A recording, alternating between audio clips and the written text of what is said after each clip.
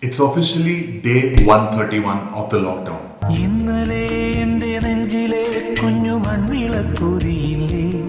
And since the lockdown began, I've watched at least 70 movies and 11 TV shows, which brings it up to 81 titles. And when I hit 100, I'm going to make another video about all my lockdown favorites. But today, I want to talk about one particular show. You may or may not have heard of the show, but if you have not, I'm going to tell you why you have to watch it, and not just watch it. You have to give your time, your patience, and your attention to this show. I want to introduce you to one of my favorite shows of all time, The Wire. It has an IMDb rating of 9.3. It's also Obama's favorite show, and he loves this show so much that he once invited the creator of the show to the White House for a chat. At one point of time, if anyone asked me what my favorite TV show was, I would always say Breaking Bad. You're goddamn right. I think it was in about 2011 or 2012 when one of my friends said that I have to watch this show, and at that time we didn't have Netflix or Amazon Prime or Hotstar. There weren't millions of options that we have today, so if someone recommends a show, so I downloaded the show, hit play, and after a few episodes of season 1, I thought my friend was playing a prank on me. Hey. See, it wasn't bad or anything, but the way my friend hyped it up to be one of the greatest shows ever, it didn't really match. It was extremely realistic. It had almost no background music. It had hundreds of characters who were difficult to follow or keep up with. And it was also very, very slow. And when I told my friend that I'm just not able to sit through it, he asked me one question. Which episode are you on? Season 2, episode 1. Okay, just wait and get to season 3. And when I got to season 3, you know how they say good things come to those who wait? I think that quote was invented just for this show. Here's what The Wire is about, okay? It's very, very simple. There's this city called Baltimore in the US, and it has a very, very serious drug scene that's destroying the city. On one side, you have your criminals, drug addicts, drug dealers, drug lords, and so on and so forth, who are the cause of the problem. On the other side, you have your cops, who are trying anything and everything to get to the real root of the problem, catch the real people responsible, and free the city of its drug problem. And there's really nothing more to the story. This is all you need to know. But I always believe that storytelling is greater than the story. And I'm going to try doing this without giving away any spoilers, but I want to tell you about 3 elements of The Wire's storytelling that makes it such a great show. Number 1, world building. The 7 kingdoms in Game of Thrones, Pandora and Avatar, Mahishmati in Bahubali, Gotham City and Batman, or all the different planets in Interstellar. When you're writing a story, it's really, really important to define a believable world where the story takes place, no matter how unbelievable that story really is. There was this interview that director Rohit Shetty did with Film Companion, in which he spoke about talking to police officers and anti-terrorist officers for research for his upcoming films. All the cops we met and all when they shared their experience on this particular subject, what we are making now, it was like it's too filmy actually. You know what they go through and what they have done. Truth is stranger than fiction. Yeah. And the writers of The Wire, David Simon and Ed Burns, applied the same formula of world building to a city and its drug problem. When you start watching The Wire, you think it's a story about the cops versus the drug mafia. But as you watch season 1, 2, 3, 4 and 5, each season shows you a different institution of the city, like schools, political offices, courts, and even the harbor. And you slowly begin to understand that if there's a crime happening, there's no single cause for it. There are so many systems and so many people involved that you begin to realize everything is connected. And when you're creating such a world, you can imagine how much work and research goes into this, which brings us to number 2, realism and detailing. When the director of Parasite, Bong Joon-ho, won the Oscars, he said that when he was studying cinema, he came across this quote which impacted him for the rest of his life. The most personal is the most creative. And guess who said it?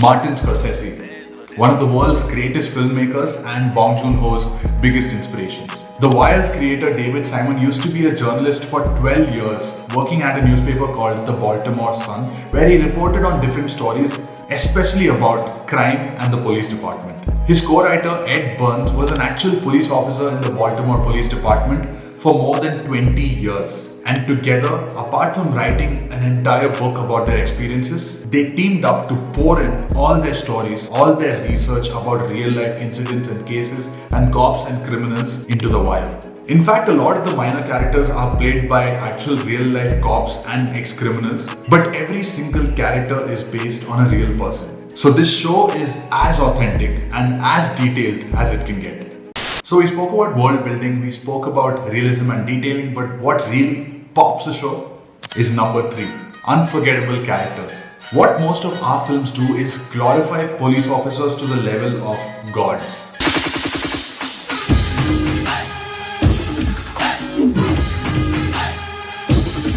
And they make two-dimensional cardboard cutout characters as villains.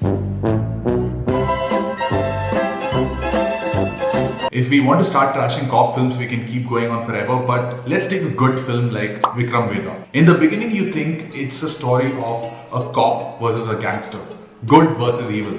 But by the end, the lines start blurring between good and evil, and you feel for both the characters equally. The Wire is kind of like Vikram Vedha. If Vikram Vedha had 2 main characters, The Wire has at least 30 main characters and many more minor characters, and you feel for each of them equally. And it's very easy to paint the character black or white, but I think writing a great character involves struggle or a strong motivation plus empathy minus any kind of bias. And this is the greatest strength of The Wire. You have helpless cops who are trying everything they can, every technique they can to get permissions and budgets and sanctions just to track down a criminal. On the other side, you have the drug gangs, from the lowest member to the highest member of the gang. They are smart, they're systematic, they're always one step ahead of the cops, but at the same time, they're also real, they're human, and just like one of us, they are helpless products of the environment who are just doing things because of their circumstances. And when anything happens to any of these characters, major or minor or cop or criminal, your heart goes out to each one of them, and that is so rare in a movie or a TV show. I have 2 characters who are my absolute favorites from the show. The first character is Bubbles, who is a drug addict. And apparently, Andre Royo, who plays the character, his commitment to the character's look and mannerisms was so insane that on the first day of the shoot, few of the crew members thought he was an actual drug addict and didn't let him come on the set. And not just on the sets, even in the city of Baltimore when he was just walking down the streets, there used to be drug dealers who would actually mistake him for a drug addict and try to come and sell him some drugs. My second favorite character is Omar, played by Michael Kenneth Williams, and I'm not going to tell you what he does on the show, but those who have watched the show will know what I'm talking about, and the character is so popular that by the 3rd season, Michael actually developed a cocaine addiction. He was trying to deal with identity crisis and severe anxiety because of the popularity of the character. There are so many more characters on the show who are all unique in their own way because of their characterization, and what helps it even further are the pitch perfect, amazing performances. Before we go, I have a special request to each one of you who has not watched the show. I know there are hundreds of different distractions today, and this show is slow and it takes its own sweet time to keep building and building and building and building up. But please do not give up easily while watching the show. Please watch it till the end and you'll know why this is such a great show when you finish it. There are many shows who try to grab your attention using different techniques, and by the end, it won't even be worth it. But I love this show because it doesn't give a f about grabbing your attention. It respects your intelligence and your time, and it demands your attention. So please go and watch The Wire until the end. It's streaming on Hotstar, so make sure you go and check it out. And before you go, please make sure you like and share this video with someone else who would probably enjoy it. You can also follow me on Instagram and Twitter, where I share a lot of my recommendations on movies, TV shows, podcasts, and pretty much everything. And there's just one more little thing that I wanted to talk about with everyone who's watching this on YouTube. A lot of you who like watching my videos say that these videos deserve a much bigger reach, much more views. But let's look at it this way. My job is to create this video and try to push it to as many people as I can, but I need your help in the second half is to make it reach much more people. And here's how you can do this. If you've not subscribed yet, please subscribe. Hit the bell icon so that you know when each video comes out. Like each one of the videos and share these videos with your friends on either WhatsApp or Instagram or Twitter or whichever social network you want. And if you do these simple things with your help, definitely the videos are going to reach a lot more people, and I'll always be thankful for that. So that's it for now. Stay safe everyone, and I'll see you next time.